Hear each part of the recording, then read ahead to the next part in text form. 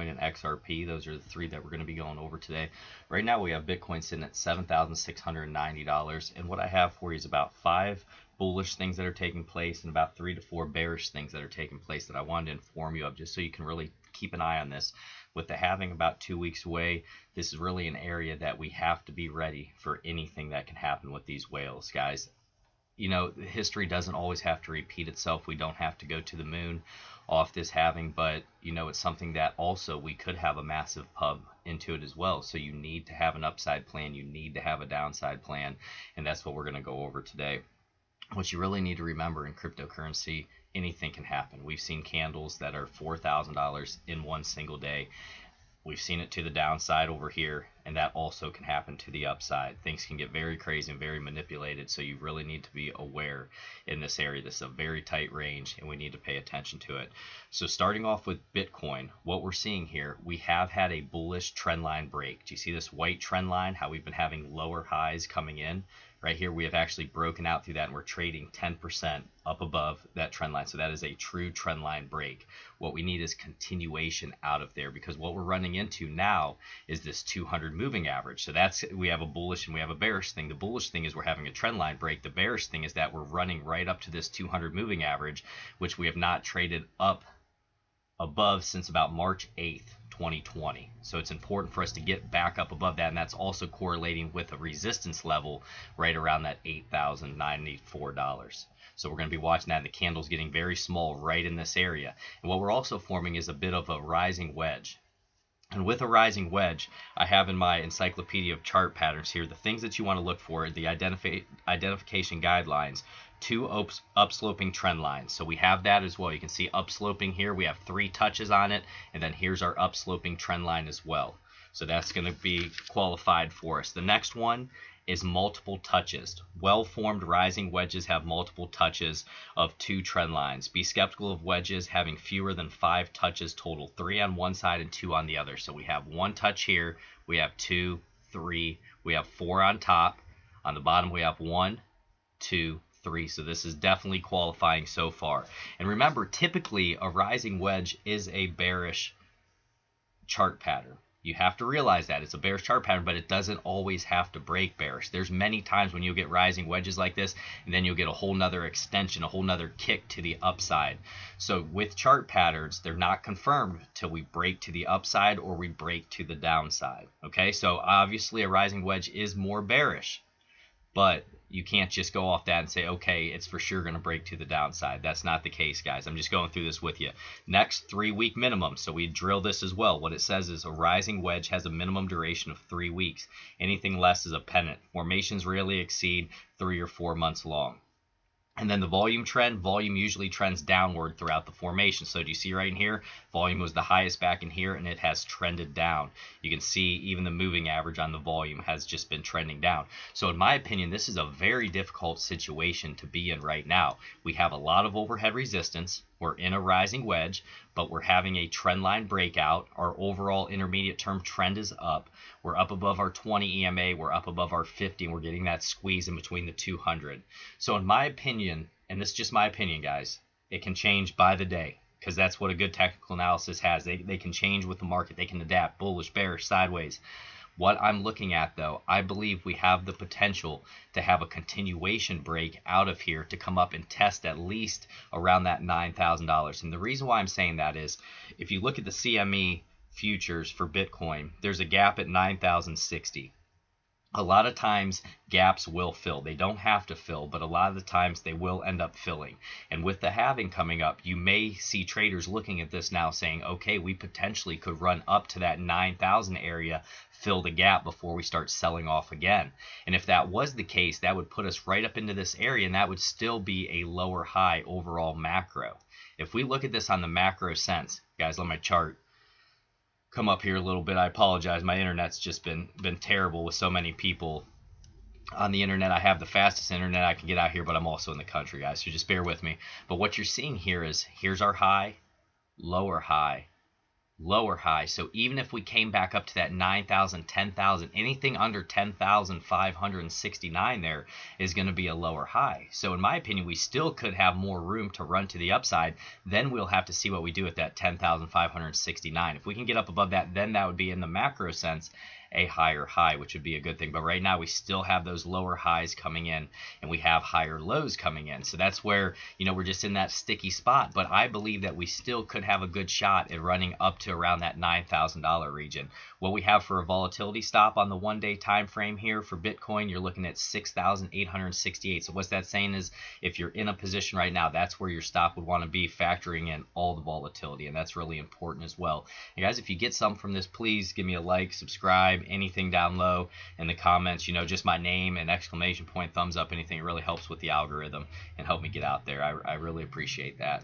And then what we're going to do is look at Bitcoin on the 4-hour time frame quick, so we can really dig in a little bit more here, because what we're seeing is basically a little bull flag here. So we had our pull up, and now we've been moving sideways, and we tried to break up again. We could not get up through over top of, let's see, we made it up to around that 7,812, which is the top of that little rising wedge that we've been looking at. So we do need to keep an eye on that, and that's going to correlate up there around that 8,064, where we had this little bear flag. You see how we had a big push down, move sideways, then we dropped again. That's also going to be an area of overhead resistance. So it's tough. I mean, guys, in the macro sense, we're bearish. In the micro sense, we're still bullish. And what we have to see is if we do get that next break up and challenge that 8,094 to the upside. To the downside, we need to hold up above that 7,000, I'd even say 500, because that's another good thing. We've been having candle closes up above 7,500. That previous resistance that we had here, we broke up above it, and we've been consolidating up above that, turning it into support, which was over resistance. That's exactly what you want to see. So that's why I said we got a lot bullish things, a lot of bearish things going for us. If we look at the technical analysis in terms of trading view, you can see we're still in the buy category here. For the 1 day, we have an 8 sell, 6 neutral, 14 buy, oscillators 4 sell, 5 neutral, 2 buy, moving averages 4 sell, 1 neutral, 12 buy. So this is why it's just a sticky situation that we're in right now. And I feel like we really need to keep an eye on Bitcoin. I think it's going to tell us what the whole market's going to do. But we are getting in that rising wedge. It's confirmed. It's typically a bearish pattern. But guys, until we break out to the downside and we have a candle close of 3 to 5% below this area here, I'm not concerned about it, because you have not confirmed that rising wedge. Right now, we're just bound between these trend lines, and that's what we're going to look at, is overhead resistance, support, overhead resistance, till we finally either make a move to the upside or to the downside there. So that's Bitcoin, guys. Give me a thumbs up for that, and we'll move on to Litecoin. Take a look at this. Litecoin's at $44.16. Let's really zoom in here, show you what I've been looking at. So I have several different trend lines up for Litecoin right now. So this was the first one here. We're having lower highs, higher lows. We had a trend line break here out of this symmetrical triangle. We have went up now, and you can see we made a higher high, so that's a good thing. What we need to do is continue to hold this area of about $44.17 as support. Right now, we're going to have to wait till this candle closed, but we have a bit of a hammer right here, so we do have some buying that was stepping in around 43.18 is where the buyers were starting to come back in right there, but we're going to have to see where the candle closes. In terms of risk to reward, say you were to enter something around this range here, as is what I like to look at, the risk to reward. So our stop would be below this trend line. It'd probably be roughly right about in that area.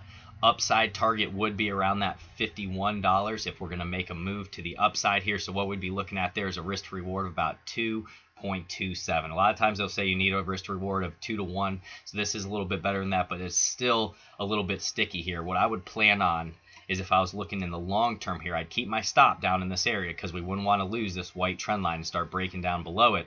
But we could even move this up into this area, because there's a big gap there. If we can get over this 51, then we have a nice shot of running up into the 60s, and that would put our risk to reward somewhere around, see guys, almost 6.27, which would be a really nice risk to reward ratio there, because truly, if this trend is going to continue to the upside, we really shouldn't be dropping down or having trend line breaks below this white trend line. You can see this on the 4-hour time frame. We have multiple touches here. This is what I'm paying attention to. So we had that. We had this trend line breakout that we went up to, and now this gray trend line here, this is the next one I'm looking at. For an upside move, we need to break up over top of that. And in my opinion, we need to hold roughly about $43.14 is what we're going to call it. We don't want to drop a ton below that. And also that 50 moving average, which is at 42.89, is going to be another area of support that I'm going to be looking at for Litecoin right now. But that's kind of the risk to reward that I'm looking at for Litecoin. If I am to take a position right in this range right there, that could be a nice little move to the upside, because you have these long gaps. It's almost like in the stock market, when you ever have these pushes down like this, it's almost like a gap in the stock market or a window, and we've talked about that, how a lot of times it will like to fill. But we need to continue to hold this support, this range that we just broke out of, guys, around that $44 mark. We need to stay up above that. In terms of indicators on the 4-hour time frame, if we take a look at our relative strength here, we're actually moving a little bit to the downside there, cooling off a hair. We're at 52, so we're running neutral. We have plenty of room to run either to the upside or the downside here. I really believe we're just waiting for Bitcoin to make its move. Once Bitcoin makes its move, Litecoin most likely is going to follow. But we still are in that uptrend. We're having those higher lows. Buyers have been stepping in at each higher low, so that's what we need to continue to watch.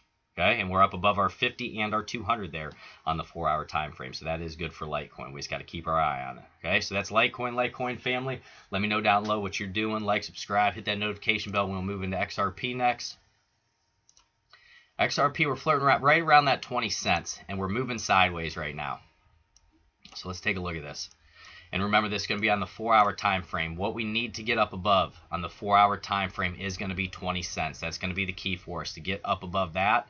To the downside, we need to hold 17 cents. We'll call it 18 cents, right around this red area here. This was our previous support. We do not want to break below that, because that would be also losing this 200 moving average and this 50 as well on the 4-hour time frame, which we want to continue to make that move so we can come up here and challenge that 0.21443, and then it'd be that 0.24612 is going to be the area. But overall, we need to hold that 0.17853 is going to be the areas that I'm going to put in. And what you can see here on my chart, I really pay attention to trend line breaks. So you can see XRP did have this trend line break out of here, and we made a nice little move from roughly around 17 cents.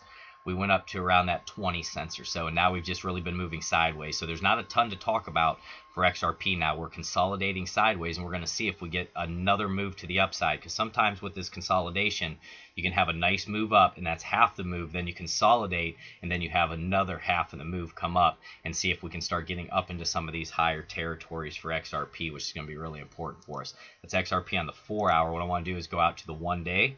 Next, take a look at this and just see what moving averages we're flirting with here.